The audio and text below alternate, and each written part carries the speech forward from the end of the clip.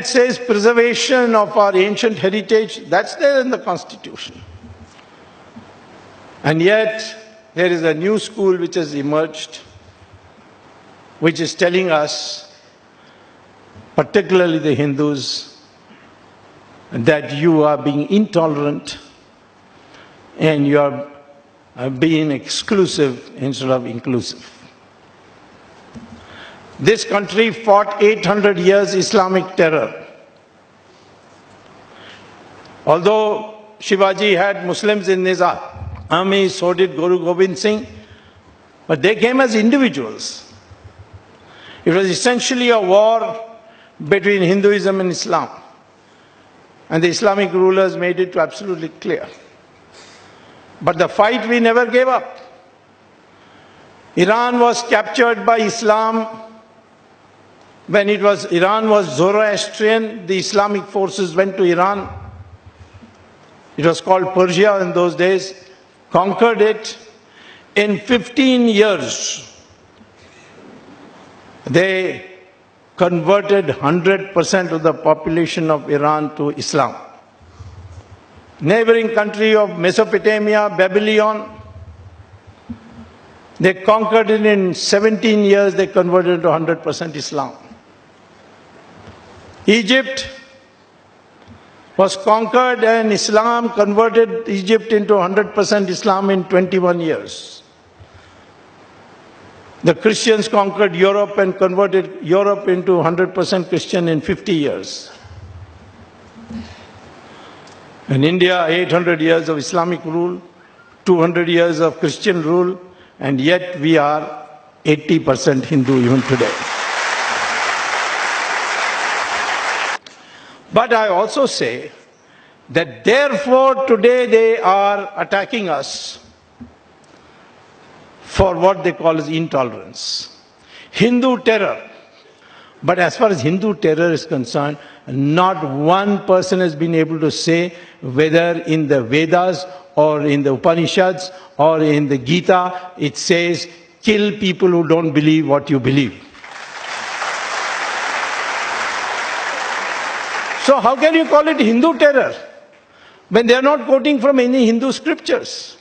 It's just a bunch of mad people who may be congressmen in disguise for all I know. Because many of the times we have investigated a matter, we found it's not Hindu terror.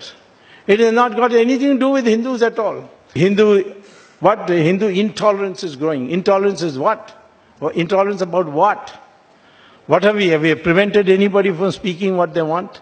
Has anybody been sent to jail for saying something against the BJP or the RSS? They will spread canards and canards.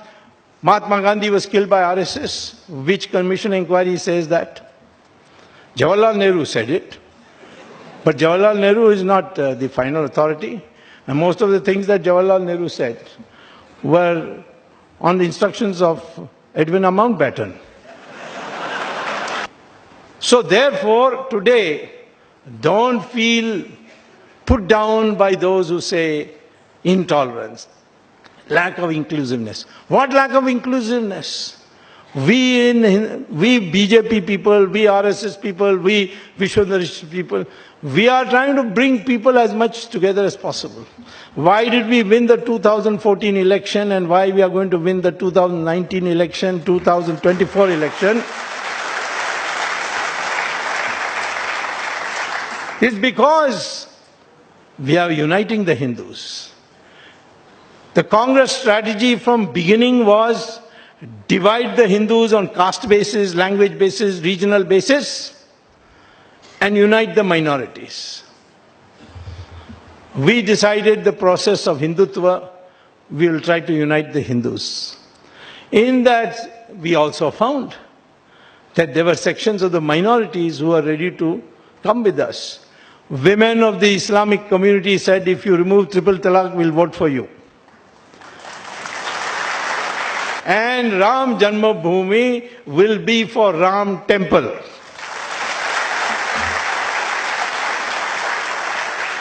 Rajdeep Sardesai says instead of temple we should build a hospital.